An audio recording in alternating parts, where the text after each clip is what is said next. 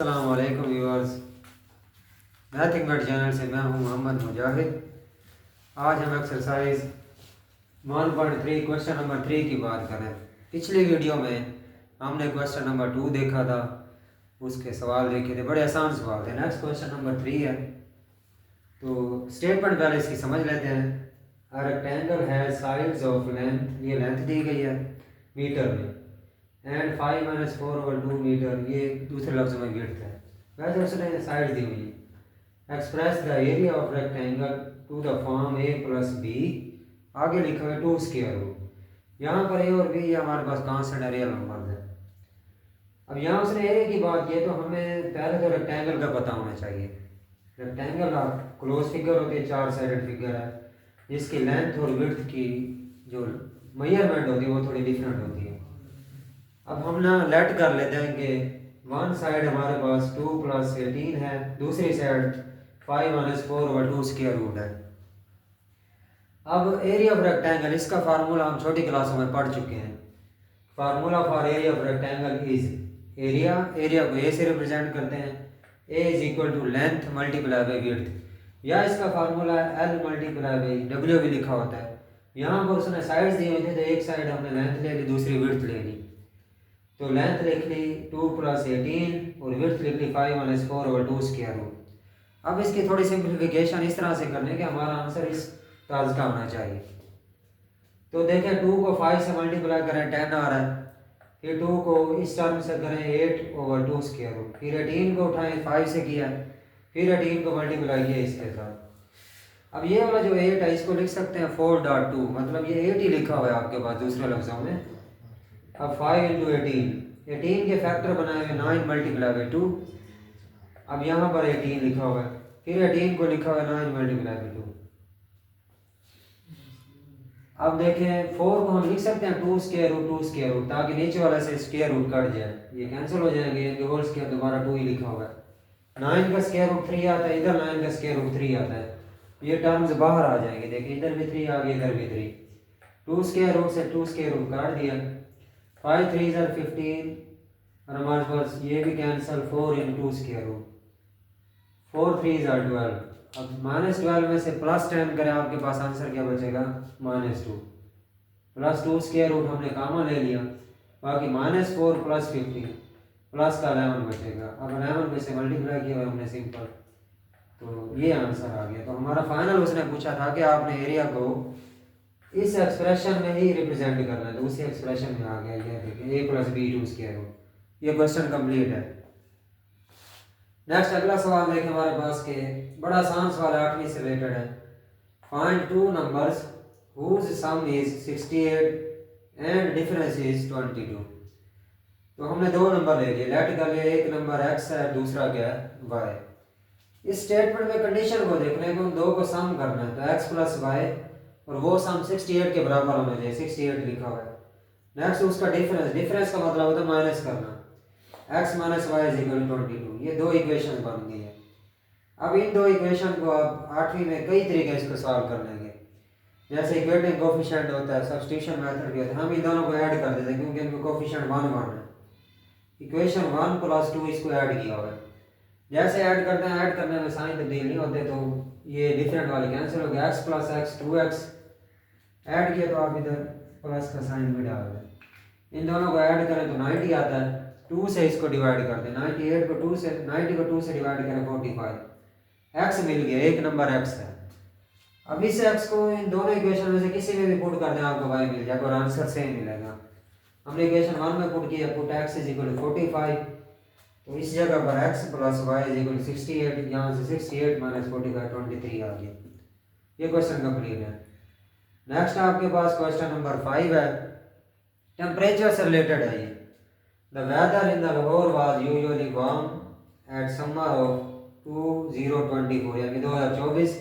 The TV news reported as high as 48 centigrade. असल में temperature उसने दिया 48 सेंटीग्रेड में हो गया था। इसका आंसर आप फ़ारेनहाइट टेम्परेचर में बताएं। ये हम पिछले लेक्चर में इसके फार्मूले पढ़े थे, फ़ारन से सेल्सियस, सेल्सियस से फ़ारन, सेंटीग्रेड में दिया गया फार्मूला हमें पता है कि F = 9/5C + 32। सिंपल सा सवाल है, शॉर्ट क्वेश्चन है। 48 सी की वैल्यू पुट कर दें, इसको इससे मल्टीप्लाई करें 432 डिवाइडेड बाई 5, तो ये 32। अब इनको डिवाइड करने के बाद 86.4 आता है प्लस 32, फ़ारेनहाइट में 118.4। यहाँ तक आपका आंसर है। ये कंप्लीट हो गया सवाल। अस्सलाम वालेकुम व्यूअर्स, आज हम एक्सरसाइज 1.3 क्वेश्चन नंबर 6 की बात कर रहे हैं। तो स्टेटमेंट है कि sum of the ages of father and son is 72 years.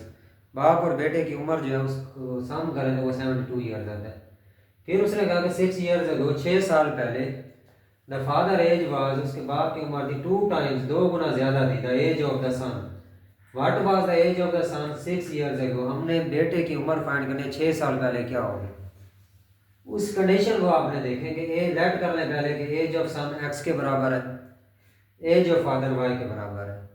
अब ये देखें कि उसने कहा कि उन दोनों को ऐड करें, सम ऑफ एजेस, वो 72 के बराबर है। यहाँ पर एक इक्वेशन बन गई है।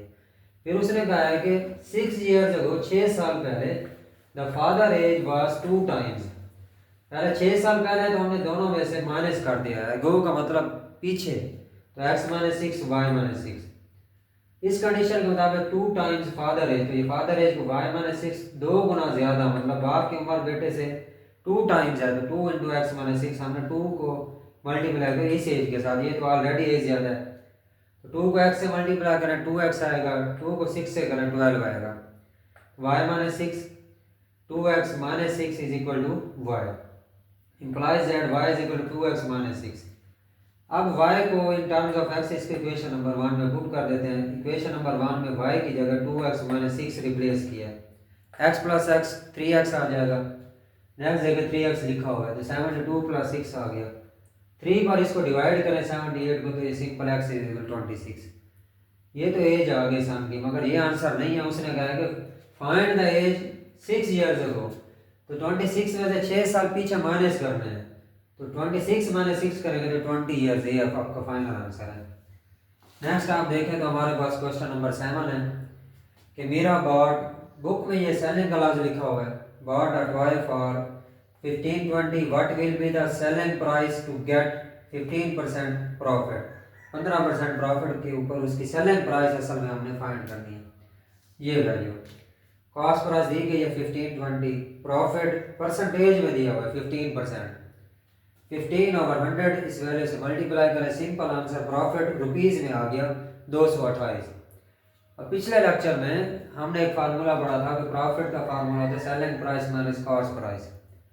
इसमें से सेलिंग प्राइस निकालें तो कॉस्ट प्राइस दूसरी साइड पे जाकर ऐड हो जाएगी, सिंपल इनकी वैल्यूज ऐड करें तो प्रॉफिट वाले को ये आपके पास आंसर आ जाएगा। Next question number 8, the annual income of the year is Rs 9,60,000 है, while the expanded amount is, ये एक्सपेंडिचर है, उसका खर्चा है 1,30,000। हाउ मच टैक्स, उसको कितना टैक्स देना पड़ेगा, हैव टू पे एट द रेट ऑफ 0.75%, ये इस रेट पर उसको टैक्स बताना है। टोटल इनकम फिर उसका खर्चा, उसको रिमेनिंग अमाउंट निकालेंगे खर्चे के बाद, ये रकम बची, इसी पर उसको टैक्स चाहिए। टैक्स रेट दिया गया है सिंपल 0.75%। परसेंटेज के लिए 100 से डिवाइड करते हैं, पॉइंट खत्म करें 2 जीरो और आ जाएंगे, 4 जीरो से ये 4 जीरो कैंसिल, कैलकुलेटर से मल्टीप्लाई करें तो ये उसको टैक्स देना पड़ेगा 6,225। नेक्स्ट क्वेश्चन नंबर 9, इसकी स्टेटमेंट आप देख लेंगे बुक में से। उसने पूछा कि आप मार्कअप रेट निकालें, और रेट भी उसने खुद दिया हुआ है, वैल्यू बतानी है। प्रिंसिपल अमाउंट उसने दी हुई है बुक में, रेट है 14%। मार्कअप निकालने का फार्मूला यह है कि जो प्रिंसिपल अमाउंट है उसी को उसी मार्कअप से मल्टीप्लाई कर दें, सिंपल 14% मल्टीप्लाई कर दिया अमाउंट को, परसेंटेज खत्म कर दिया, सिंपल कैलकुलेटर करेंगे, ये आंसर आ जाएगा। यहाँ तक आपकी एक्सरसाइज कंप्लीट है, नेक्स्ट देखेंगे इंशाल्लाह।